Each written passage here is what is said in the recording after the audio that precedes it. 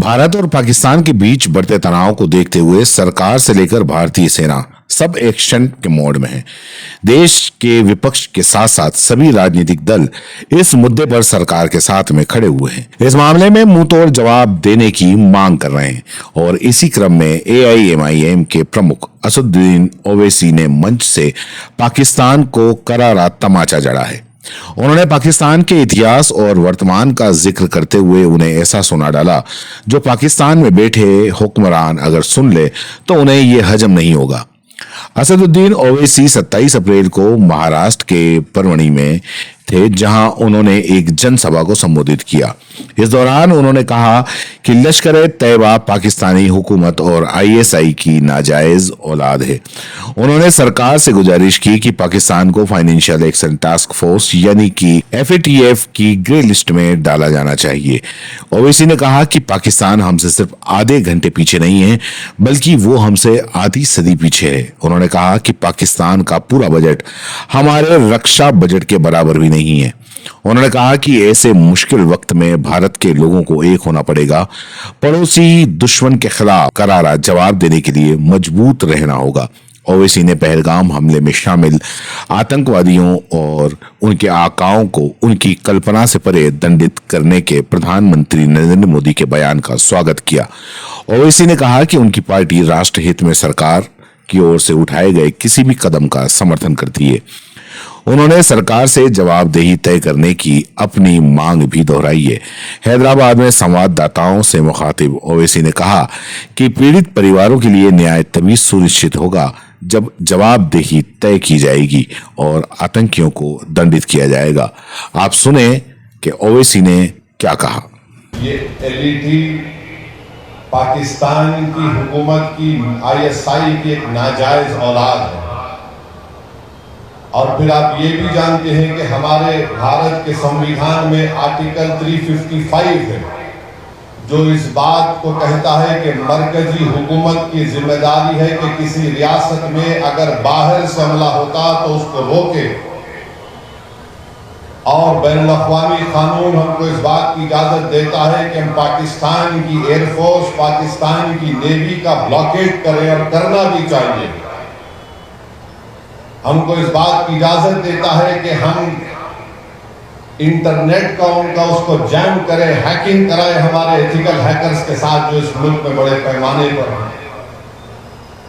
मैं मरकजी हुकूमत से इस बात का मुतालबा करता हूं, भारत के वजीर आजम से, कि वो फाइनेंशियल एक्शन टास्क फोर्स है जिसको FATF कहते हैं, हुकूमत की जिम्मेदारी है कि पाकिस्तान को ग्रे लिस्ट में डाले FATF की, और इसी तरीके से उनको माशी तौर पर पाकिस्तान को हम कमजोर करना बहुत जरूरी है। और जो लोग आज पाकिस्तान में बैठकर बकवास करते हैं, मैं उनसे कहना चाह रहा हूं कि आप भारत से आपका वक्त आधा घंटे पीछे है। अब जैसा यहाँ 6:15 हो रहे हैं, वहां पर 6:45 हो रहे हैं, मौरो आधा घंटा पीछे नहीं है, वो आधी सदी भारत से पीछे है। और ये बार बार ये गलत बात वहां के लोग करते हैं, अरे हमारे मुल्क का बजट जो है, तुम्हारे मुल्क का बजट हमारे मिलिट्री के बजट के बराबर नहीं है। तुम बराबरी करना तो दूर की बात, तुम अगर इसी तरह करते रहोगे, ये बार बार पाकिस्तान ये कहता है कि हम न्यूक्लियर बॉम्ब हमारे पास है, एटमी बॉम्ब है।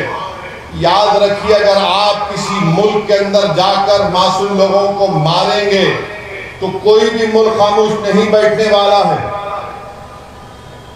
चाहे हुकूमत किसी की भी हो।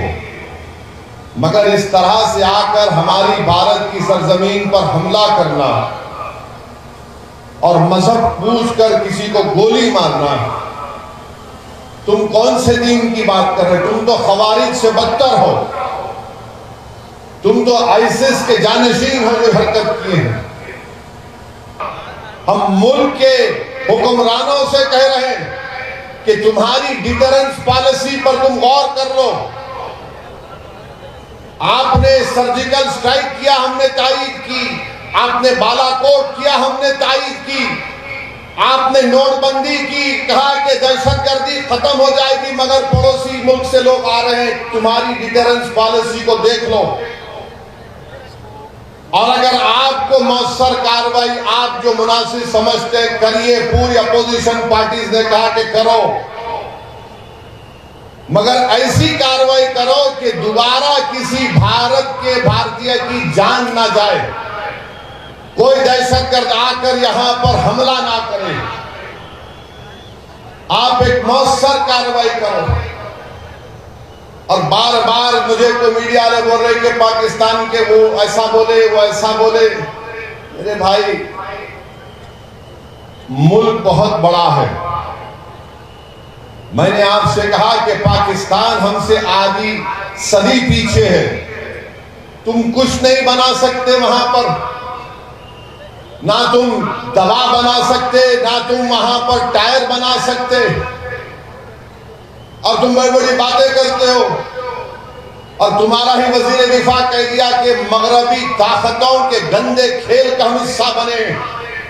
तुम उनके गंदे खेल का हिस्सा बने हो, मगर अगर तुम भारत से गंदा खेलोगे तो उसी गंदगी में तुम जिंदगी भर रहोगे। याद रखो हमारी इस बात को, भारत में जो मुसलमान हैं, हिंदू हैं, ईसाई हैं, दलित हैं, आदिवासी हैं, हम अपने सियासी इख्तलाफात है और रहेंगे, मगर ये मुल्क ना बीजेपी का है ना सदुद्दीन ओवैसी का। ये मुल्क 133 करोड़ जनता का है।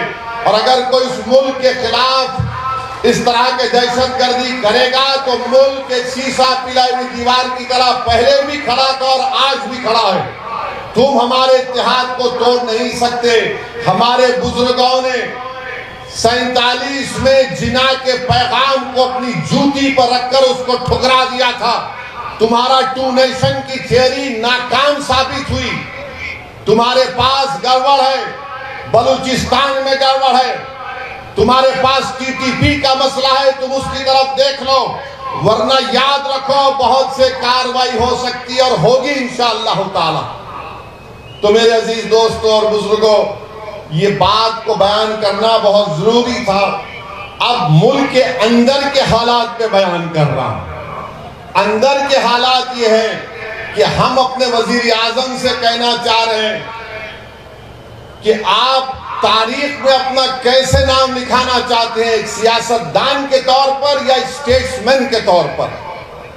अगर मोदी स्टेट्समैन के तौर पर इस दुनिया में, इस मुल्क की सियासत में नाम अपना लिखवाना चाहते हैं तो नरेंद्र मोदी को, अगर मौर्य को उनको सिर्फ सियासतदान के तौर पर ना लिख दे बल्कि स्टेट्समैन के तौर पर लिखे, तो हम नरेंद्र मोदी से कहना चाह रहे हैं कि आपको वक्फ का कानून वापस लेना पड़ेगा। अगर आप नहीं लेंगे तो आप स्टेट्समैन नहीं, सिर्फ एक पॉलिटिशियन कहलाएंगे आप। इसलिए कि ये ऐसा कानून है